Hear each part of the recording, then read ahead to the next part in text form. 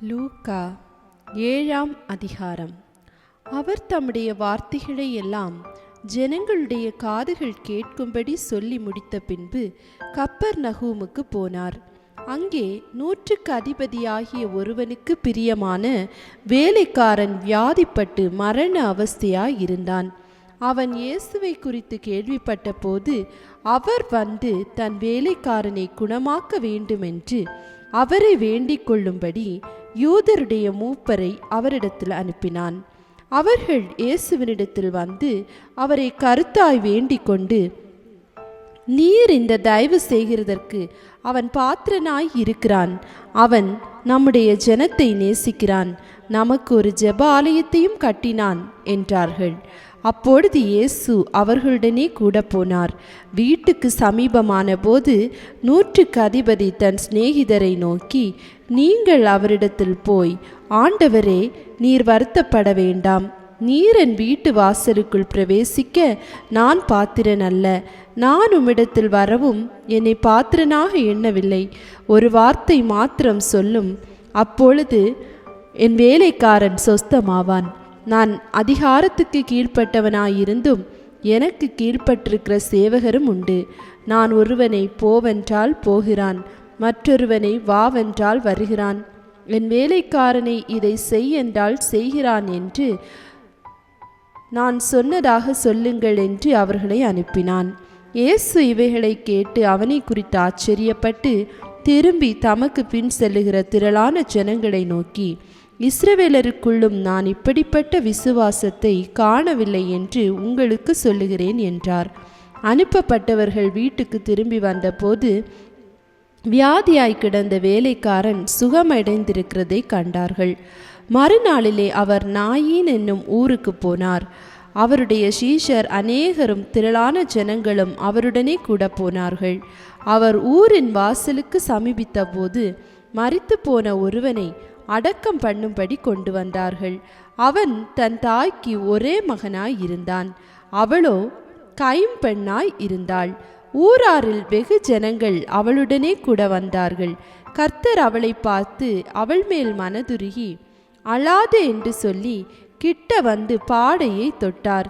அதை சுமந்தவர்கள் நின்றார்கள். அப்பொழுது அவர், வாலிபனே, எழுந்திரு என்று உனக்கு சொல்லுகிறேன் என்றார். மரித்தவன் எழுந்து உட்கார்ந்து பேசத் தொடங்கினான். அவனை அவன் தாயினிடத்தில் ஒப்புவித்தார். எல்லாரும் பயமடைந்து, மகா தீர்க்கதரிசியானவர் நமக்குள்ளே தோன்றியிருக்கிறார் என்றும் தேவன் தமது ஜனங்களை சந்தித்தார் என்றும் சொல்லி தேவனை மகிமைப்படுத்தினார்கள். இந்த செய்தி யூதேயா தேசம் முழுவதிலும் சுற்றியிருக்கிற திசைகள் யாவற்றிலும் பிரசித்தமாயிற்று. இவைகளையெல்லாம் யோவானுடைய சீஷர்கள் அவனுக்கு அறிவித்தார்கள். அப்பொழுது யோவான் தன் சீஷரில் 2 பேரை அழைத்து, நீங்கள் இயேசுவினிடத்திற்கு போய், வருகிறவர் நீர்தானா, அல்லது வேறொருவர் வர காத்திருக்க வேண்டுமா என்று கேளுங்கள் என்று சொல்லி அனுப்பினான். அந்தபடி அவர்கள் அவரிடத்தில் வந்து, வருகிறவர் நீர்தானா, அல்லது வேறொருவர் வர காத்திருக்க வேண்டுமா என்று கேட்கும்படி யோவான் ஸ்நானான் எங்களை உம்மிடத்திற்கு அனுப்பினார் என்றார்கள். அந்த சமயத்திலே நோய்களையும் கொடிய வியாதிகளையும் பொல்லாத ஆவிகளையும் கொண்டிருந்த அநேகரை அவர் குணமாக்கி அநேக குருடருக்கு பார்வையளித்தார். இயேசு அவர்களுக்கு பிரதியுத்தரமாக, நீங்கள் போய் கண்டவைகளையும் கேட்டவைகளையும் யோவானுக்கு அறிவியுங்கள். குருடர் பார்வையடைகிறார்கள், சப்பானிகள் நடக்கிறார்கள், குஷ்டரோகிகள் சுத்தமாகிறார்கள், செவிடர் கேட்கிறார்கள், மரித்தோர் எழுந்திருக்கிறார்கள், தரித்திரருக்கு சுவிசேஷம் பிரசங்கிக்கப்படுகிறது. என்னிடத்தில் இடரல் அடையாதிருக்கிறவன் எவனோ அவன் பாக்கியவான் என்றார். யோவானுடைய தூதர்கள் போன பின்பு அவர் யோவானை குறித்து ஜனங்களுக்கு சொன்னதென்னவென்றால், எதை பார்க்க வனாந்திரத்துக்கு போனீர்கள்? காற்றினால் அசையும் நாணலையோ? அல்லவென்றால் எதை பார்க்க போனீர்கள்? மெல்லிய வஸ்திரம் தரித்த மனுஷனையோ? அலங்கார வஸ்திரம் தரித்து செல்வமாய் வாழ்கிறவர்கள் அரசர் மாளிகையிலே இருக்கிறார்கள். அல்லவென்றால் எதை பார்க்க போனீர்கள்? தீர்க்கதரிசியையோ? ஆம், தீர்க்கதரிசியை பார்க்கிலும் மேன்மை உள்ளவனையே என்று உங்களுக்கு சொல்லுகிறேன். இதோ நான் என் தூதனை உமக்கு முன்பாக அனுப்புகிறேன். அவன் உமக்கு முன்னே போய் உமது வழியை ஆயத்தம் பண்ணுவான் என்று எழுதிய வாக்கியத்தால் குறிக்கப்பட்டவன் இவன்தான். ஸ்திரீகளிடத்திலே பிறந்தவர்களில் யோவான் ஸ்நானானை பார்க்கிலும் பெரிய தீர்க்கதரிசி ஒருவனும் இல்லை. ஆகிலும் தேவனுடைய ராஜ்யத்தில் சிறியவனாயிருக்கிறவன் அவனிலும் பெரியவனாயிருக்கிறான் என்று உங்களுக்கு சொல்லுகிறேன் என்றார். யோவானுடைய உபதேசத்தை கேட்ட ஆயக்காரர் முதலான சகல ஜனங்களும் அவனாலே ஞானஸ்நானம் பெற்று தேவன் நீதிபரர் என்று அறிக்கையிட்டார்கள். பரிசேயரும் நியாய சாஸ்திரிகளுமே அவனாலே ஞானஸ்நானம் பெறாமல் தங்களுக்கு கேடுண்டாக தேவனுடைய ஆலோசனையை தள்ளிவிட்டார்கள். பின்னும் கர்த்தர் சொன்னது, இந்த சந்ததியை யாருக்கு ஒப்பிடுவேன்? இவர்கள் யாருக்கு ஒப்பா இருக்கிறார்கள்? சந்தை வெளியில் உட்கார்ந்து ஒருவரை ஒருவர் பார்த்து, உங்களுக்காக குழல் ஊதினோம், நீங்கள் கூத்தாடவில்லை, உங்களுக்காக புலம்பினோம், நீங்கள் அளவில்லை என்று குறை சொல்லுகிற பிள்ளைகளுக்கு ஒப்பாயிருக்கிறார்கள். எப்படியெனில் யோவான் ஸ்நானான் அப்பம் புசியாதவனும் திராட்சரசம் குடியாதவனுமாய் வந்தான். அதற்கு நீங்கள் அவன் பிசாசு பிடித்திருக்கிறவன் என்கிறீர்கள். மனுஷகுமாரன் போஜன பானம் பண்ணுகிறவராய் வந்தார். அதற்கு நீங்கள் இதோ போஜன பிரியனும் மதுபான பிரியனுமான மனுஷன், ஆயக்காரருக்கும் பாவிகளுக்கும் சிநேகிதன் என்கிறீர்கள். ஆனாலும் ஞானமானது அதன் பிள்ளைகள் எல்லாராலும் நீதி உள்ளதென்று ஒப்புக்கொள்ளப்படும் என்றார்.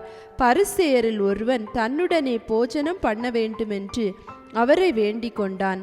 அவர் அந்த பரிசேயனுடைய வீட்டில் பிரவேசித்து பந்தியிருந்தார். அப்பொழுது அந்த ஊரில் இருந்த பாவியாகிய ஒரு ஸ்திரீ அவர் பரிசேயன் வீட்டிலே பந்தி இருக்கிறதை அறிந்து ஒரு பரணியில் பரிமள தைலம் கொண்டு வந்து அவருடைய பாதங்களின் அருகே பின்னாக நின்று அழுது கொண்டு அவருடைய பாதங்களை தன் கண்ணீரினால் நனைத்து தன் தலைமயிரினால் துடைத்து அவருடைய பாதங்களை முத்தம் செய்து பரிமள தைலத்தை பூசினாள். அவரை அழைத்த பரிசேயன் அதை கண்டபோது, இவர் தீர்க்கதரிசியாயிருந்தால் தம்மை தொடுகிற ஸ்திரீ இன்னாள் என்று இப்படிப்பட்டவள் என்றும் அறிந்திருப்பார். இவள் பாவியாயிருக்கிறாளே என்று தனக்குள்ளே சொல்லி கொண்டான். இயேசு அவனை நோக்கி, சீமோனே, உனக்கு நான் ஒரு காரியம் சொல்ல வேண்டும் என்றார். அதற்கு அவன், போதகரே, சொல்லும் என்றான். அப்பொழுது அவர், ஒருவனிடத்தில் 2 பேர் கடன் பட்டிருந்தார்கள். ஒருவன் 500 வெள்ளிக்காசும் மற்றவன் 50 வெள்ளிக்காசும் கொடுக்க வேண்டியதாயிருந்தது. கொடுக்க அவர்களுக்கு நிர்வாகமில்லாத போது இருவருக்கும் கடனை மன்னித்து விட்டான். இப்படி இருக்க அவர்களில் எவன் அவனிடத்தில் அதிக அன்பாயிருப்பான்? அதை சொல் என்றார்.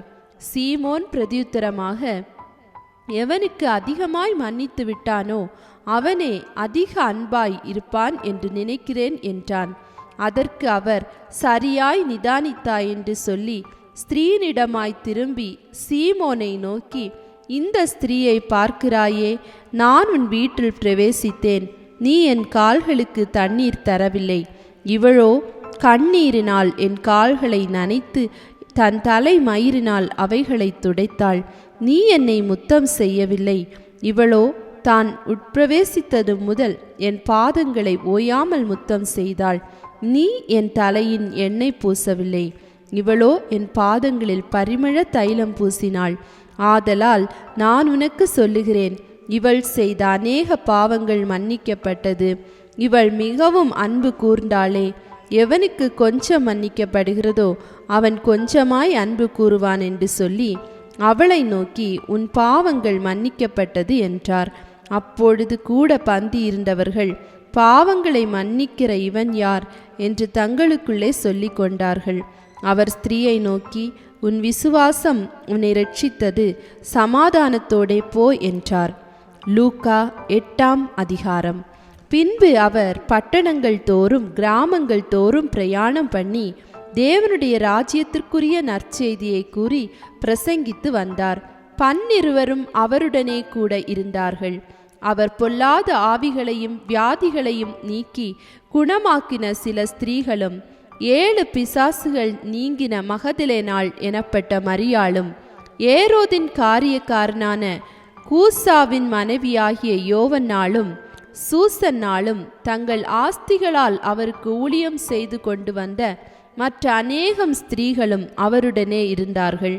சகல பட்டணங்களிலும் இருந்து திரளான ஜனங்கள் அவரிடத்தில் வந்து கூடின போது அவர் உவமையாக சொன்னது: விதைக்கிறவன் ஒருவன் விதையை விதைக்க புறப்பட்டான். அவன் விதைக்கையில் சில விதை வழி அருகே விழுந்து மிதி உண்டது. ஆகாயத்து பறவைகள் வந்து அதை பட்சித்து போட்டது. சில விதை கற்பாறையின் மேல் விழுந்தது.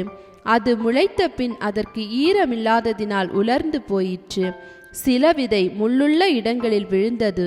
முள் கூட வளர்ந்து அதை நெருக்கி போட்டது. சில விதை நல்ல நிலத்தில் விழுந்தது. அது முளைத்து 100 பலன் கொடுத்தது என்றார். இவைகளை சொல்லி கேட்கிறதற்கு காதுள்ளவன் கேட்க கடவன் என்று சத்தமிட்டு கூறினார். அப்பொழுது அவருடைய சீஷர்கள் இந்த உவமையின் கருத்து என்னவென்று அவரிடத்தில் கேட்டார்கள்.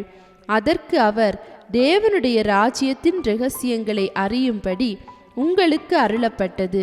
மற்றவர்களுக்கோ அவர்கள் கண்டும் காணாதவர்களாகவும் கேட்டும் உணராதவர்களாகவும் இருக்கத்தக்கதாக அவைகள் உவமைகளாக சொல்லப்படுகிறது. இந்த உவமையின் கருத்தாவது: விதை தேவனுடைய வசனம். வழியருகே விதைக்கப்பட்டவர்கள் வசனத்தை கேட்கிறவர்களாயிருக்கிறார்கள்.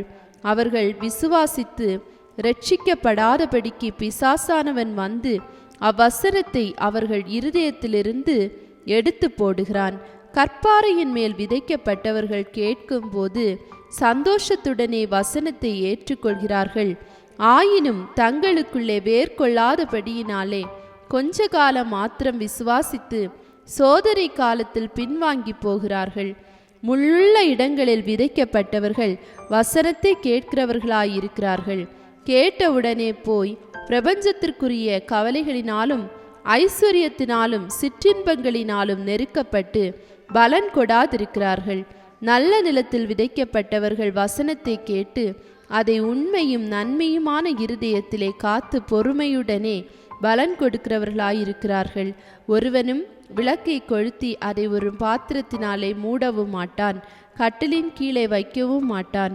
உள்ளே பிரவேசிக்கிறவர்கள் அதன் வெளிச்சத்தை காணும்படிக்கு அதை விளக்கு தண்டின் மேல் வைப்பான்.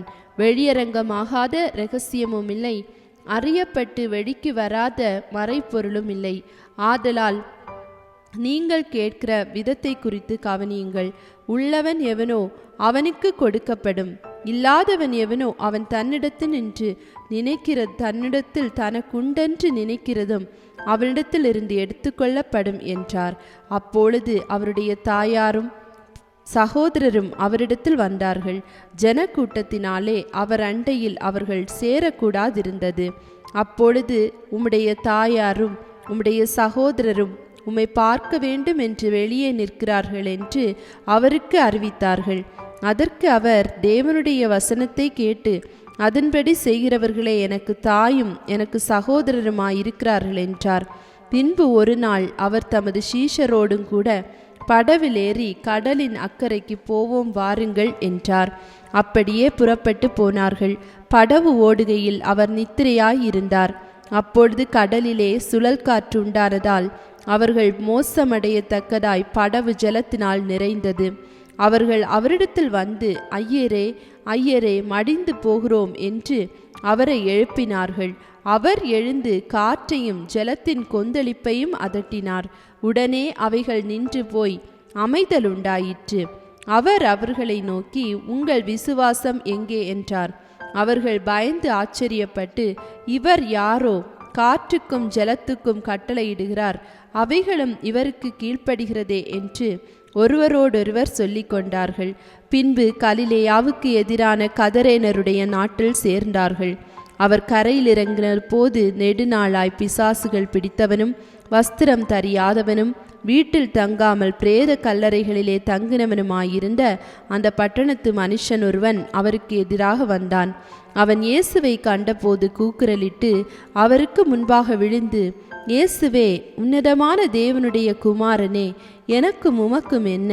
என்னை வேதனைப்படுத்தாதபடிக்கு உம்மை வேண்டிக் கொள்கிறேன் என்று மகா சத்தத்தோடே சொன்னான்.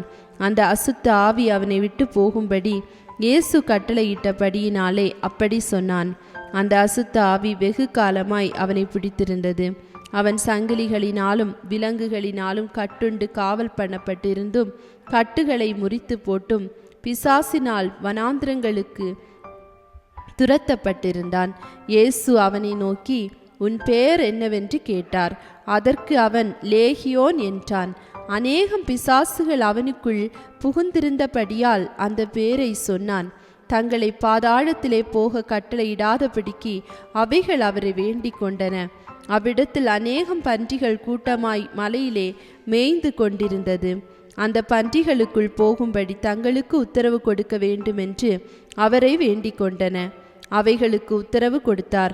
அப்படியே பிசாசுகள் அந்த மனுஷனை விட்டு நீங்கி பன்றிகளுக்குள் புகுந்தன. அப்பொழுது அந்த பன்றி கூட்டம் உயர்ந்த மேட்டிலிருந்து கடலிலே பாய்ந்து அமிழ்ந்து மாண்டது. அவைகளை மேய்த்தவர்கள் சம்பவித்ததை கண்டு ஓடிப்போய் பட்டணத்திலும் சுற்றுப்புறங்களிலும் அறிவித்தார்கள். அப்பொழுது சம்பவித்ததை பார்க்கும்படி ஜனங்கள் புறப்பட்டு இயேசுவினிடத்தில் வந்து, பிசாசுகள் விட்டு போன மனுஷன் வஸ்திரம் தரித்து இயேசுவின் பாதத்தருகே உட்கார்ந்து புத்தி தெளிந்திருக்கிறதை கண்டு பயந்தார்கள். பிசாசுகள் பிடித்திருந்தவன் சொஸ்தமாக்கப்பட்டதை கண்டவர்களும் அதை அவர்களுக்கு அறிவித்தார்கள்.